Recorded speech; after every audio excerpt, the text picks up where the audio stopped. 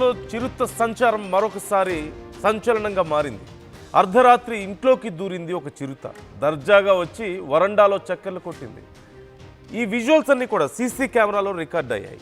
పాతాళగంగ దగ్గరలో ఒక ఇంట్లోకి వచ్చింది చిరుత పులి. పాతాళగంగలో స్నానాలకు వెళ్ళడానికి జనం హడలిపోతున్నారు.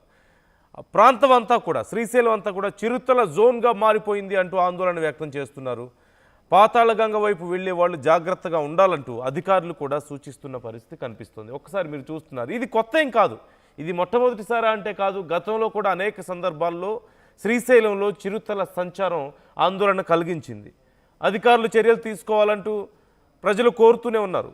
ప్రతిరోజు కొన్ని వేల మంది భక్తులు వచ్చేటువంటి పుణ్యక్షేత్రం శ్రీశైలం. అలాంటిది ఇంత యథేచ్ఛగా చిరుతలు తిరుగుతుంటే మా ప్రాణాలకు రక్షణ ఏది అంటూ ఆందోళన వ్యక్తం చేస్తున్నారు. గతంలో తిరుపతిలో కూడా ఇలాంటి ఘటనలే మనం చూసాం. ఇప్పుడు మరొకసారి శ్రీశైలంలో ఇలాంటి ఘటన మనం చూస్తున్నాం. ఒక ఇంట్లోకి చొరబడింది చిరుత.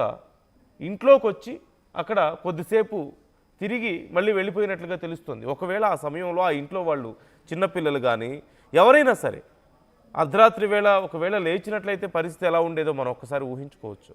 అక్కడ ఎవరు లేరు కాబట్టి, ఏ ఆహారం దొరకలేదు కాబట్టి చిరుత అక్కడి నుంచి వెళ్ళిపోయింది.